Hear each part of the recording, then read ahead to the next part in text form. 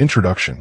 There comes a moment, quiet, unglamorous, often in the middle of something ordinary, when you realize you've been settling. Not just once, not just in one area, but in small, silent ways across your entire life. The kind of settling that doesn't scream at you, but wears you down.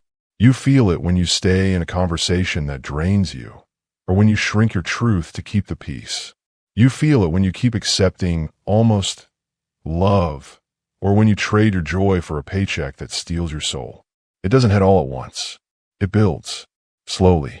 And at first, it's easy to justify. You tell yourself it's not that bad, that this is just how life is, that your standards are too high, that you're asking for too much, that you're lucky to have what you have, and who are you to want more? But deep down, beneath all the logic and fear and resignation, something keeps whispering to you.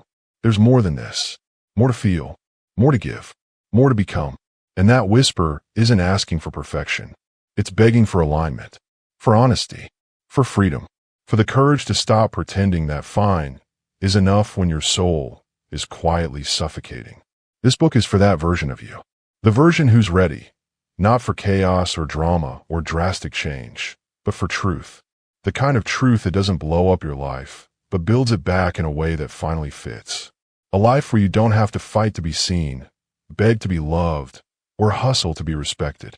A life where you don't settle for crumbs because you finally believe you're worthy of the full feast. We live in a world that romanticizes endurance.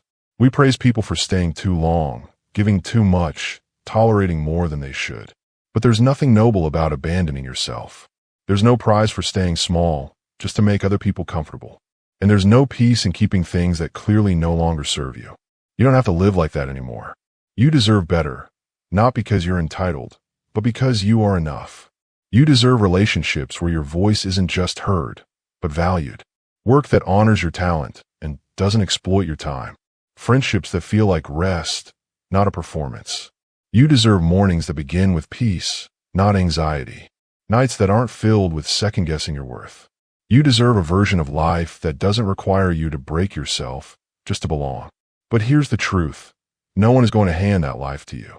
No one is coming to rescue you from the places you've decided to stay. Choosing better starts with you. It starts with recognizing the ways you've settled and gently, but boldly, deciding not to anymore. That doesn't mean quitting everything or burning it all down. It means paying attention. It means asking harder questions.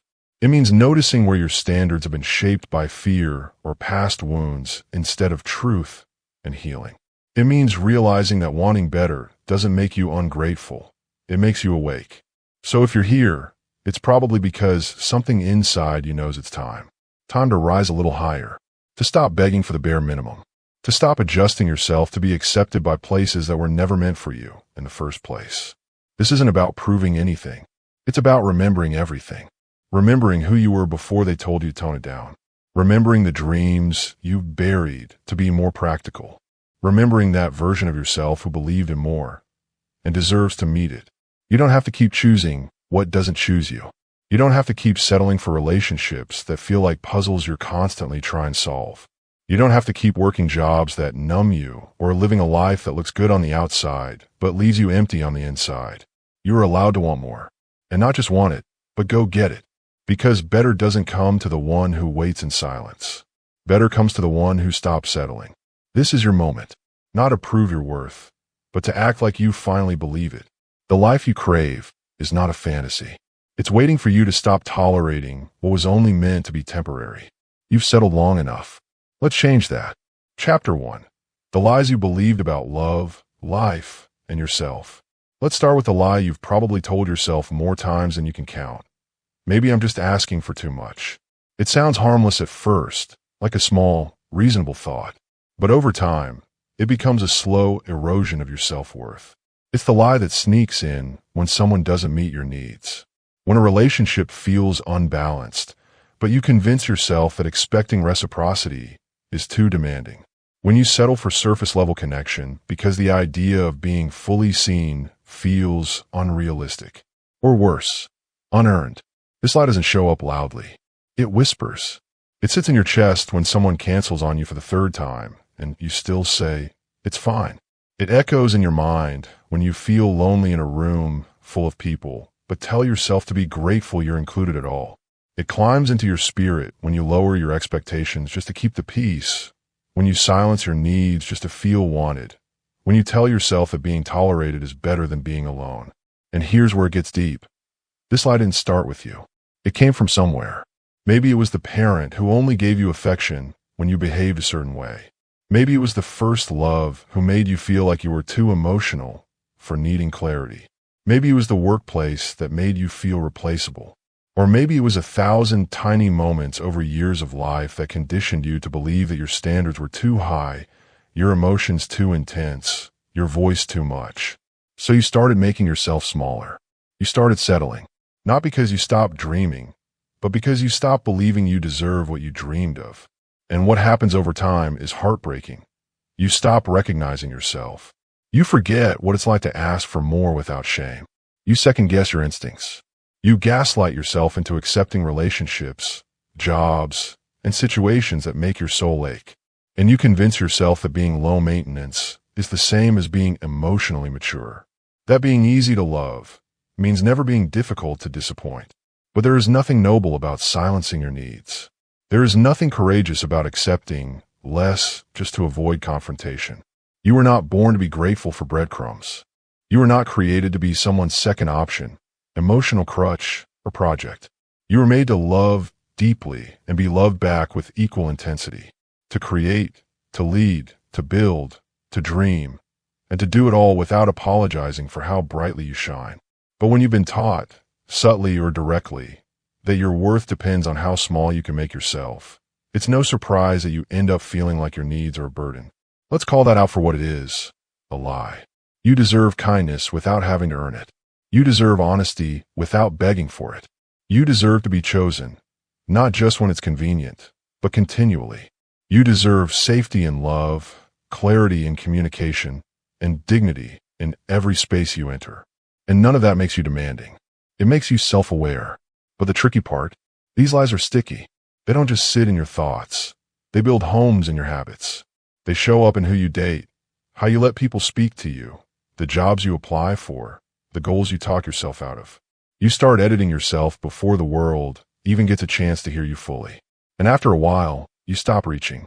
You stop asking. You convince yourself that this level of life, this halfway version of joy, is all you'll ever get. But I need you to hear this. Just because you've gotten used to less doesn't mean you're meant for less. Just because you've survived on emotional crumbs doesn't mean that's all there is. The life you've dreamed of, the one with peace, with love that's mutual, with joy that doesn't disappear the moment someone else walks out, it's not unrealistic.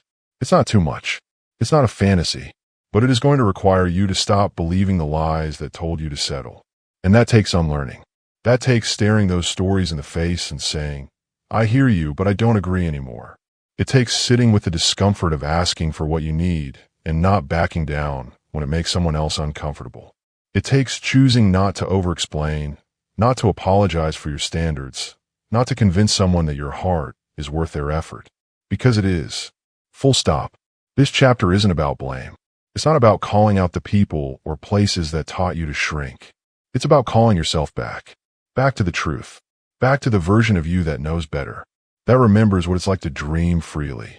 That dares to believe that love doesn't have to be confusing, that friendships don't have to be one-sided, that you can walk into a room and not scan it for signs of rejection. You deserve to know what it feels like to be fully seen and fully safe at the same time. So no, you're not asking for too much. You've just spent too long asking the wrong people. You've spent too much time making excuses for behavior that doesn't match the vision you have for your life.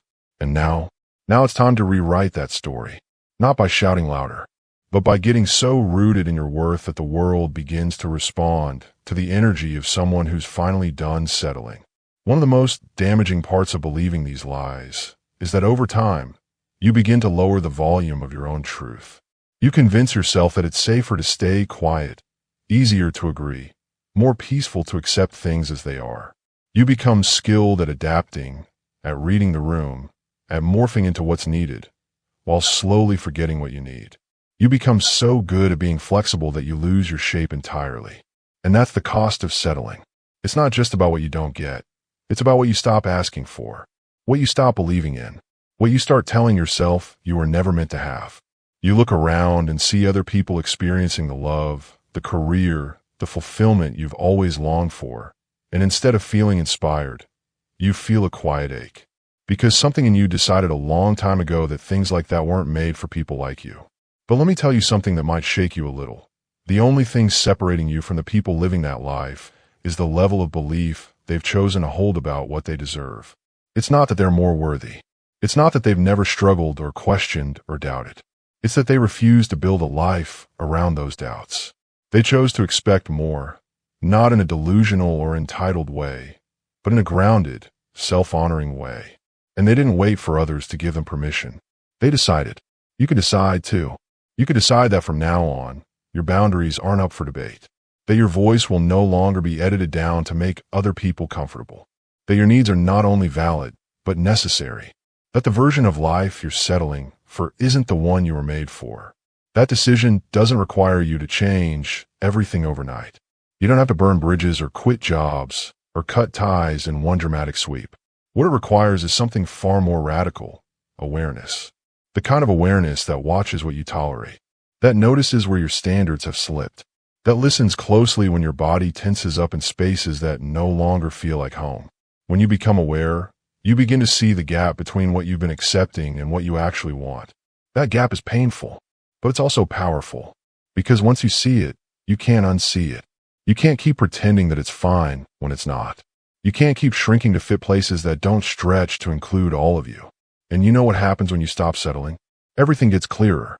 You start choosing better, not out of pride, but out of peace. You stop making decisions from desperation or scarcity. You don't jump at every opportunity that comes your way because now you have criteria. You know what fits. You know what feels like a full body yes. And when something doesn't, you walk away, not bitter, not angry, but aligned. This kind of clarity doesn't make life easier, but it does make it lighter. You're no longer weighed down by the emotional tax of constantly negotiating your value. You start attracting different kinds of people. People who see you, not just for what you offer them, but for who you are. You start having conversations that nourish you instead of drain you. You start experiencing relationships where you can exhale instead of brace yourself. But here's the part that might surprise you. When you stop settling externally, your internal dialogue starts to shift too. The way you talk to yourself changes. You stop being so harsh. You stop second-guessing your instincts. You stop calling your needs too much. You begin to see that the voice in your head, the one that used to echo everyone else's expectations, has softened. It's become your own voice again. And it's kind. It's clear. It's steady. That's what happens when you come back to yourself. You start remembering the version of you that existed before you were told who to be. The version that didn't apologize for dreaming big. The one that believed in better without needing a guarantee. The one that didn't measure her worth by how much she was liked, needed, or validated. That version of you never left. She's just been buried under years of compromise and survival, trying to make it all work. But now it's time. Time to bring her back. Time to stop living a life that's just tolerable and start building one that's deeply aligned. Time to tell the truth, even if your voice shakes. Time to raise your standards, even if no one claps for it. Time to stop performing worthiness and start embodying it. Because at the end of the day, settling isn't about circumstances. It's about self-perception. And when that shifts, everything else follows. So if all you've ever known is making do, dimming your light, or surviving on almost, let this chapter be your interruption. Let it be the mirror you didn't know you needed. Let it be the gentle, but firm reminder that you don't have to live like this. You don't have to prove anything to anyone anymore. You just have to remember, you were made for more. And more doesn't mean excess. It means enoughness, peace, wholeness, the kind of life that doesn't just look good, but feels good. Chapter 2. When settling becomes self-sabotage. Let's talk about the difference between comfort and peace. A lot of people confuse the two, and understandably so. Comfort is familiar. It's the job you've had for years that pays the bills, even though it leaves you drained. It's the relationship where you know what to expect, even if what you expect is distance or disappointment. It's the routine that doesn't challenge you, doesn't stretch you, but also doesn't scare you. Comfort feels like safety, but often it's just survival. Peace, on the other hand, is something deeper. Peace is what happens when your life, your values, and your spirit are aligned.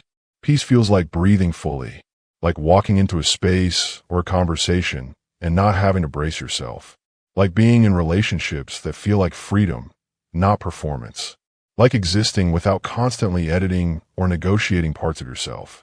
But here's where it gets tricky. Many of us settle for comfort and convince ourselves it's peace. Because comfort doesn't ask much from us. It doesn't require us to confront the unknown.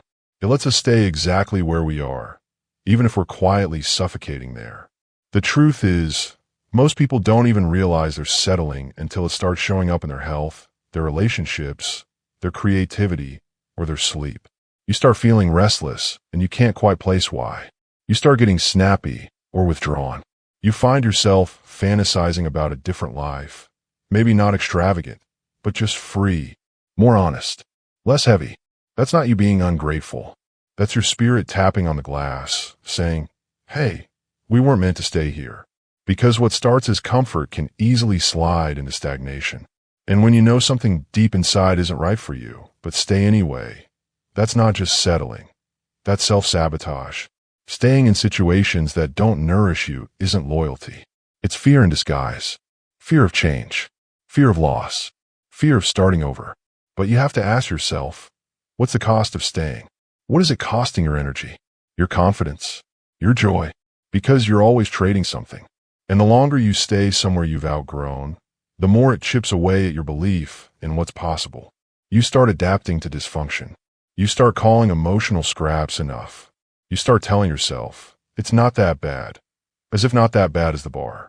And slowly, almost imperceptibly, you disconnect from yourself. You stop expecting more because you've trained yourself to believe that more isn't realistic. That more is selfish. That more is too much to ask for. But the most dangerous part of settling is that it becomes a habit. It shows up everywhere. You accept half-hearted friendships, underwhelming love, jobs that drain you, and routines that numb you. Not because you lack potential, but because you've been conditioned to believe that playing small is safer than reaching for what you actually want. Let's call that what it is, sabotage.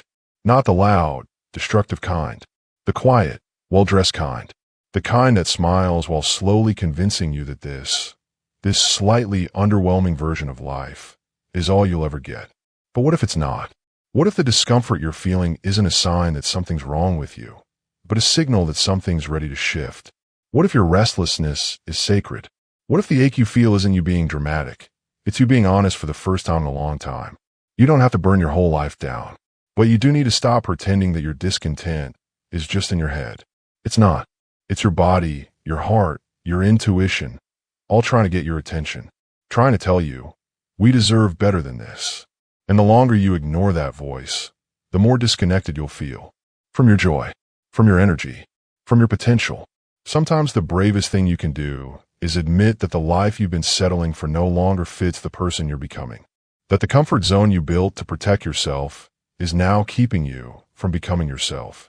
That the secure relationship, or the stable job, or the predictable life is no longer serving your evolution.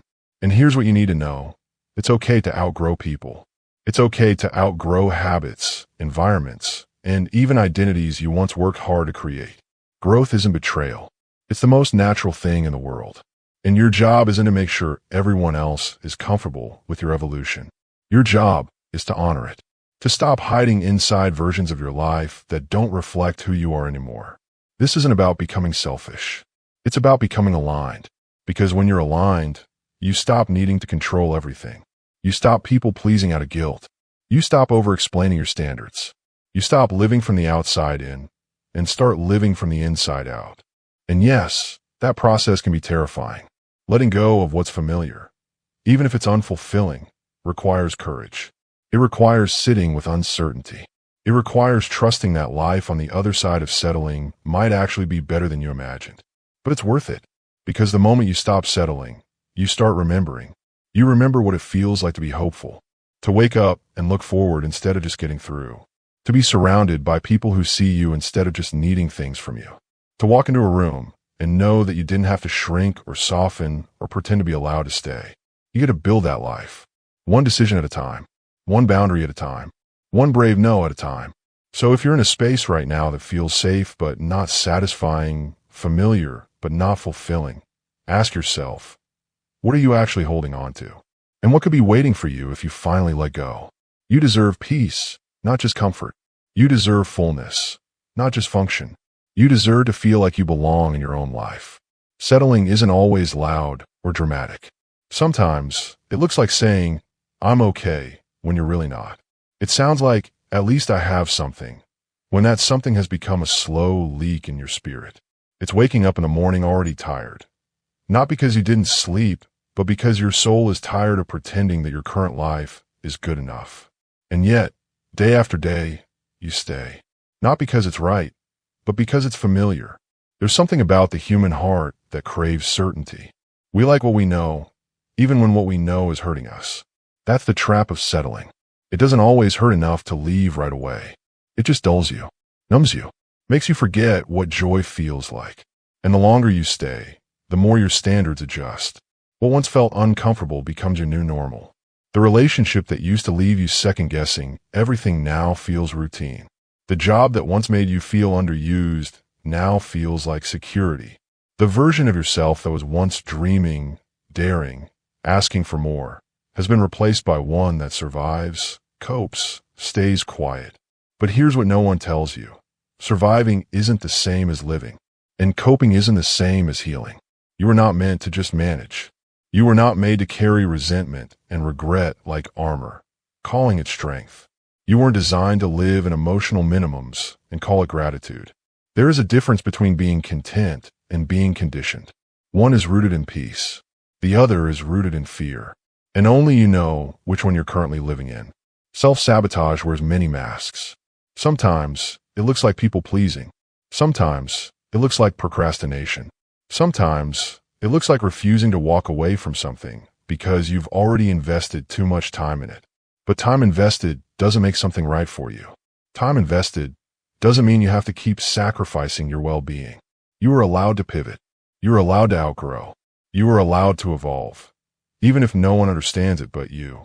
Often, the hardest part of walking away from what you've settled for is not the thing itself, but the identity you've wrapped around it. You've convinced yourself this is who you are. The person who's always accommodating. The one who doesn't complain. The strong one. The chill one. The one who makes it work. So when you start to feel uncomfortable in those roles, you think something's wrong with you. But what's really happening is a deeper self waking up. A version of you who's tired of being small. Who's tired of being polite at the expense of being whole. And that version of you, she's not here to destroy your life. She's here to rebuild it. She's not being selfish. She's being honest. She's not being difficult. She's being done. Done with half-heartedness. Done with being an emotional dumping ground. Done with trying to convince people of her worth. Done with sacrificing her peace just to keep other people comfortable. Settling becomes self-sabotage when it becomes the lens through which you make every decision. When you choose what's good enough, because you don't want to risk losing it all for something better. When you let your fear of failing keep you from finding what actually fits. But here's what you need to know. Every time you choose not to settle, even in a small way, you're reprogramming your future. You're telling your nervous system that safety doesn't have to mean suffering. You're showing your younger self that we don't have to keep proving, pleasing, and performing to be loved. It's not about being perfect. You will falter. You will have days where settling feels like the easier option. You will doubt yourself, maybe even miss the comfort of your old life. But don't confuse nostalgia with truth. Just because something feels familiar doesn't mean it's right. And just because you once tolerated something doesn't mean you have to keep doing so. This chapter in your life is about returning to your power. It's about recognizing that the version of you who begged for crumbs didn't know she could ask for the whole table. But now you know. And now that you do, you can't keep eating crumbs and pretending you're full. So if you've been settling, this is not your shame story. This is your awakening. This is your invitation to start again with boundaries, with clarity, with the courage to believe that better is not only possible, it's deserved. You don't have to justify it to anyone. You don't need a PowerPoint presentation of proof. You just have to look at your life honestly and say, I want more than this, and I'm allowed to have it. You are not here to live a life of almosts. You are not here to be tolerated. You are here to be fully, unapologetically, and abundantly you. That means choosing what nourishes you, not just what numbs you. That means choosing expansion over expectation, alignment over obligation, and peace over performance. Chapter 3. Reclaiming your standards and self-respect. Let's clear something up right away. Having standards doesn't make you difficult. It doesn't make you demanding, dramatic, or too much. It makes you self-aware. It means you know what you need in order to feel safe, seen, and supported. And honestly, that's not just okay. It's necessary. Especially if you're someone who spent years minimizing your needs for the sake of being liked or keeping the peace. The thing is, when you've been settling for less than you deserve, raising your standards can feel uncomfortable at first. It feels unfamiliar to say, actually, that's not good enough for me. It feels risky to walk away from something that almost fits. It feels audacious to say no to what everyone else seems to accept so easily. But the truth is, you don't raise your standards to be better than anyone. You raise them to finally be better to yourself. You've probably been told, directly or indirectly, that having needs makes you a burden, that asking for more is unreasonable, that being independent means you shouldn't expect help, that being kind means saying yes. And so, you got good at lowering your expectations, at clapping for the bare minimum, at rewarding effort that barely scratched the surface. You told yourself that it was more noble to be easygoing than to be honest. You labeled your boundaries as walls, your clarity as coldness, and your gut feelings as insecurity. But the truth is, your standards are not a problem. The problem was the people who benefited from you not having any.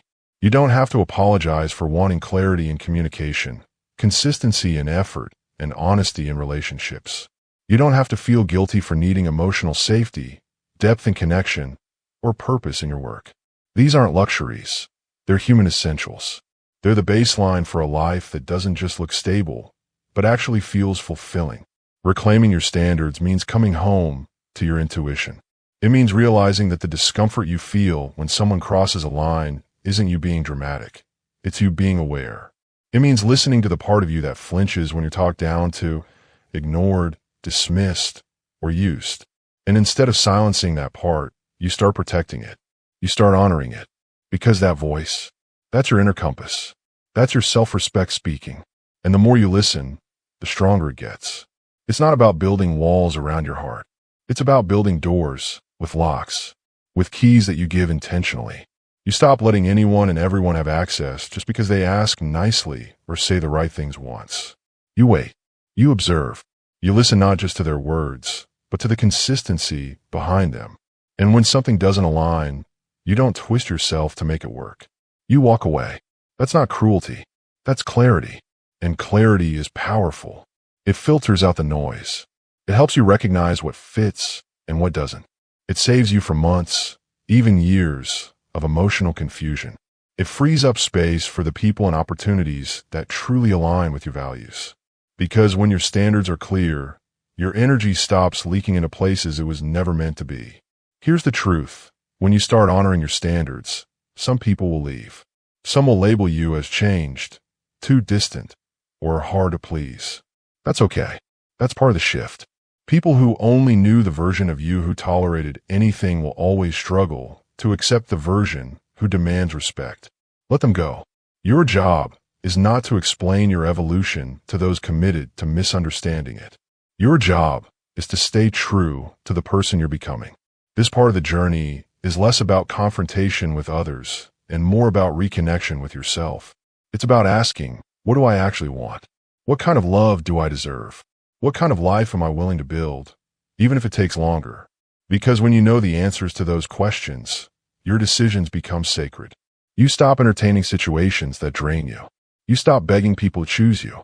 You stop negotiating your boundaries just to keep someone close. You realize that keeping your peace is worth more than keeping company.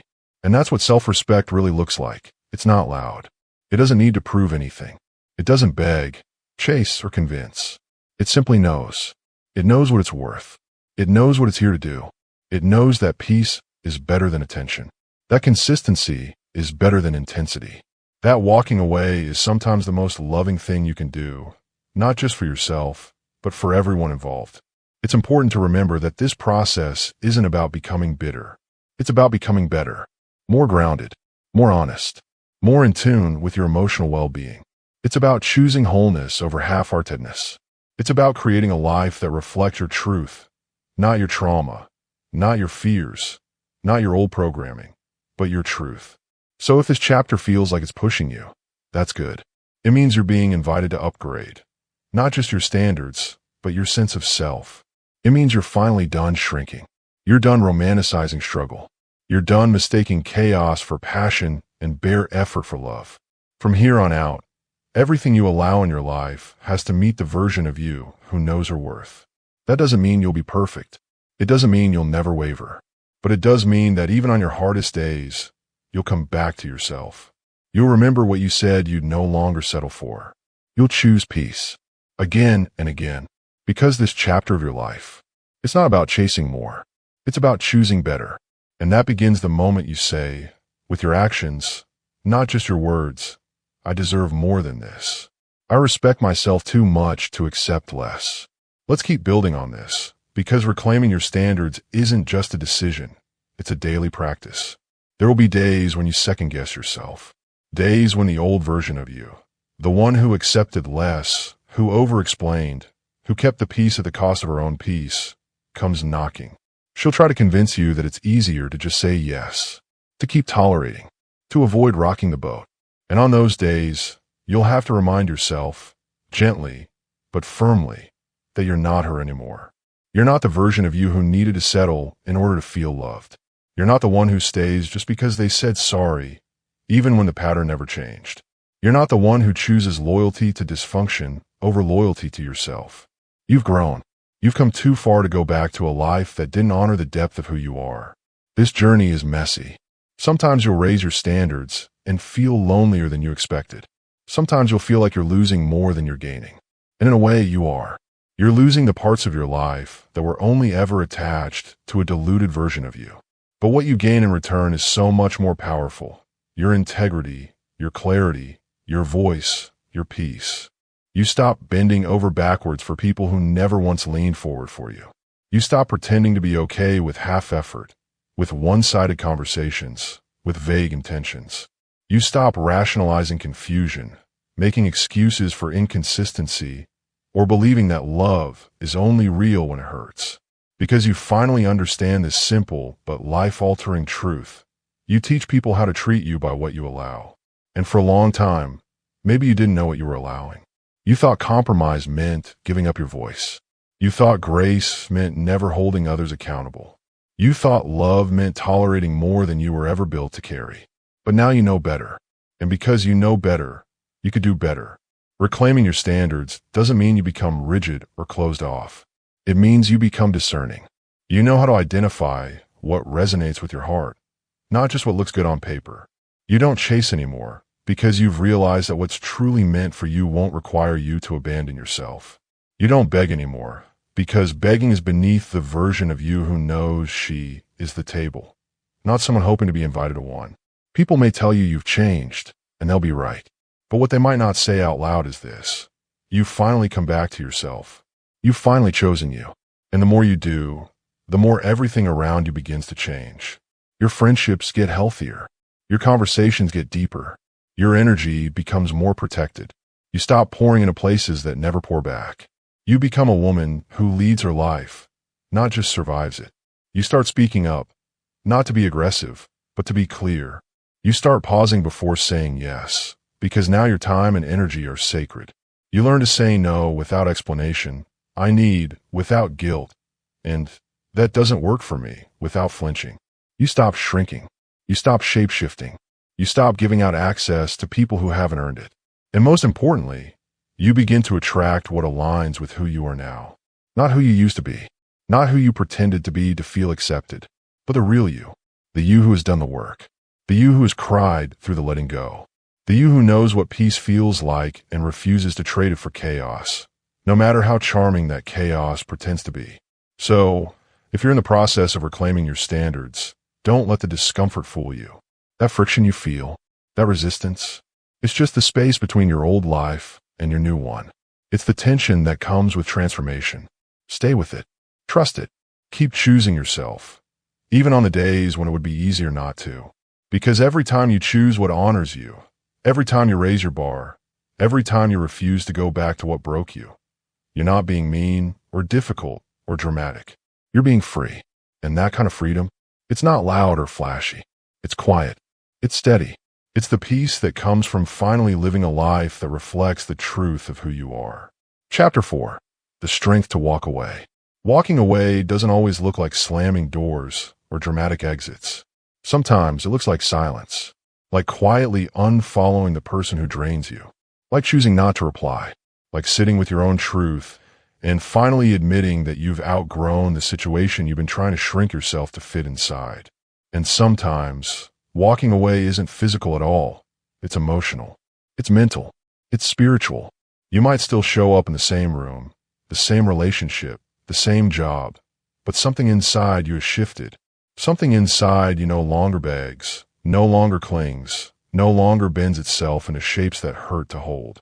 We're not really taught how to walk away. We're taught how to work things out, how to compromise, how to stay. And don't get me wrong, those are valuable skills. But there comes a point when staying becomes a slow form of self-abandonment, when working it out is just code for carrying the emotional weight of a relationship by yourself, when compromising becomes you giving everything and getting nothing in return. And that's not noble. That's not love. That's not loyalty. That's depletion. The strength to walk away is not about being cold. It's not about giving up too soon. It's about recognizing when you've done all you can without losing who you are. It's about knowing the difference between effort and erosion. You can love someone deeply and still choose yourself. You can care about people and still walk away when their presence costs you your peace. You can be grateful for the job, the opportunity, the chapter, and still know it's time to close it. That tension between gratitude and release, it's real. It's messy. It's emotional. But it's also necessary. Because just because something once served you doesn't mean it still does. You can outgrow situations that were once your saving grace. You can evolve beyond dynamics that once felt like home. And yes, that hurts. Because we tend to grieve what could have been even more than what actually was. We grieve the version of the person we hoped they'd become. We grieve the potential, the vision, the dream. And sometimes that grief keeps us tethered to things we've long stopped being nourished by. But here's the truth no one likes to say out loud. Staying where you don't belong doesn't preserve the connection. It poisons it. Resentment grows where truth is avoided. Bitterness builds when needs go unmet. And slowly, without realizing it, you start to turn into a version of yourself you don't recognize. Edgy, quiet, tired, numb. You begin to show up with less and less of your heart. Because deep down, you already know. You already know it's time. You just haven't given yourself permission to leave yet. And that's what walking away really is. It's permission. Not from anyone else, but from yourself. Permission to choose peace over pressure. Permission to stop performing for people who don't see you. Permission to be done with the story you've been rewriting over and over just to avoid the truth that it's already ended. Permission to want something different, even if you can't fully see what's next yet. Walking away means facing the unknown, and that's what makes it so terrifying. You've built routines, stories, maybe even your identity around this thing you're now considering leaving. And the thought of losing it feels like losing part of yourself. But what if you're not losing anything? What if you're making space? What if you're creating room for the kind of love, joy, peace, purpose that couldn't fit in your life before because it was too full of things you were tolerating? The strength to walk away isn't something you wake up with one day. It builds. In the quiet moments when you realize you're more exhausted after being around them than when you're alone, in the way your body tenses at their name, in the tears that come out of nowhere when you finally admit to yourself that this isn't working, in the deep knowing that peace shouldn't feel this far away. And listen, not everyone will understand your decision to leave. Some will say you're being selfish. Some will guilt trip you, especially if they benefited from your staying. But their confusion is not your problem to solve. Their discomfort is not your burden to carry. You're not responsible for managing other people's reactions to your healing. You're responsible for honoring your truth. And the truth is, you deserve more than what drains you. You deserve more than almost love, half effort, and constant emotional labor. You deserve to be in spaces where you don't have to constantly explain your worth, where your boundaries are respected the first time, where your softness is met with safety, not suspicion. Where love doesn't hurt more than it heals. You don't have to know exactly where you're going. You just have to know that where you've been is no longer sustainable. Trust that. Trust your body. Trust your intuition. Trust the discomfort. It's not a sign that you're making a mistake. It's a sign that you're finally breaking free. And let me be clear, walking away isn't about bitterness. It's not about shutting down or giving up on people. It's about knowing when you've reached the limit of what your spirit can carry without breaking. It's about honoring yourself enough to say, I'm no longer available for what doesn't serve me. You're not weak for walking away. You're wise. You're not heartless. You're healing. And you're not giving up, you're growing. So go, not in anger, not in haste, but in peace. Go with your head high and your heart open. Go knowing that you've given what you could, loved the best you knew how, and now it's time to give that same energy to yourself.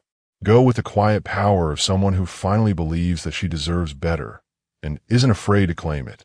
The hardest part about walking away isn't always the loss itself.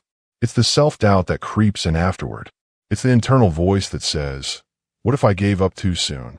What if I could have fixed it if I just tried harder? What if they change after I leave?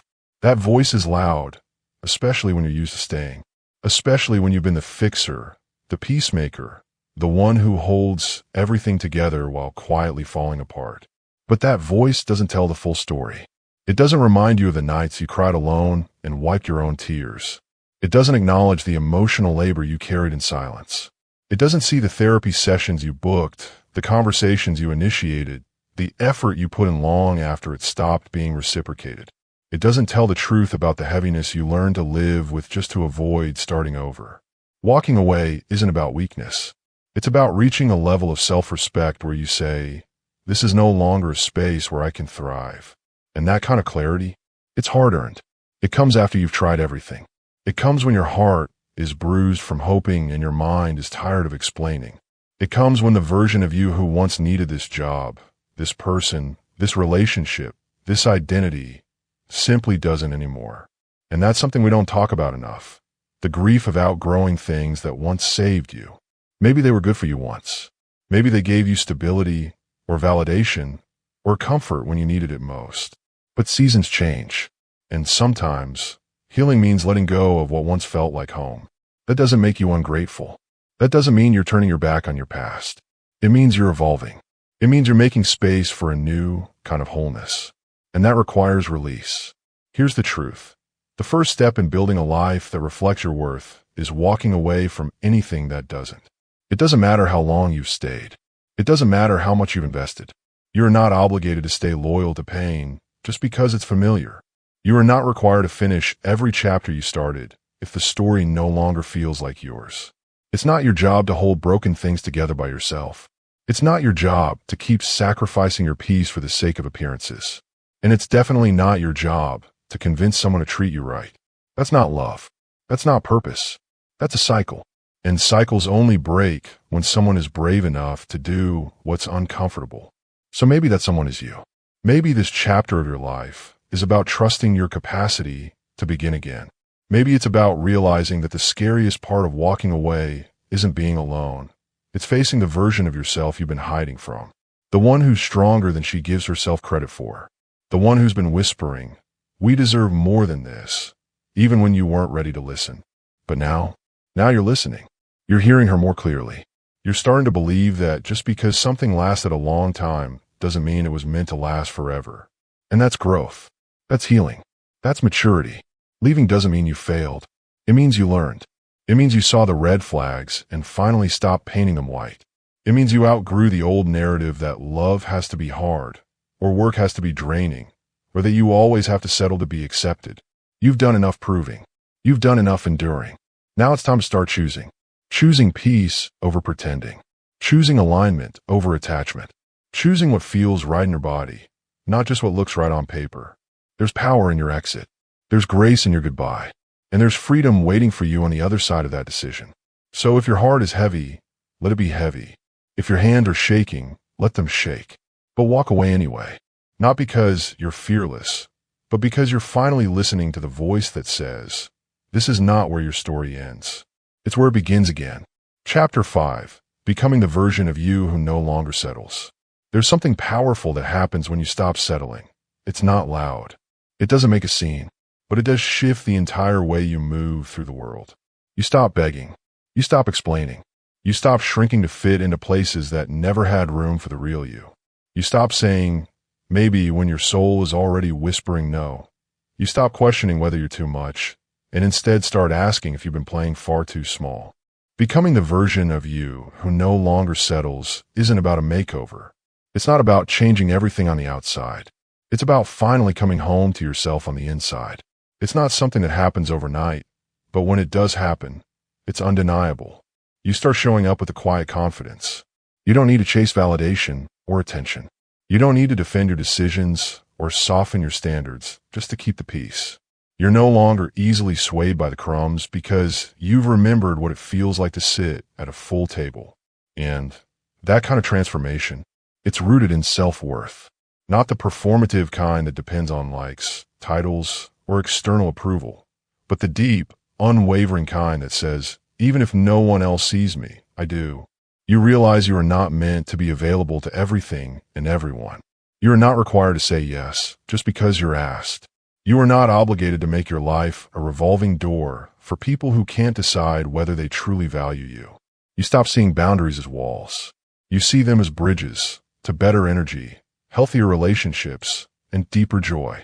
You start trusting your own pauses. You start hearing the voice of your intuition louder than the noise of the outside world. And you believe it. You believe it when it tells you something's off. You believe it when it tells you to rest. You believe it when it tells you that you deserve more. And suddenly, things start to shift.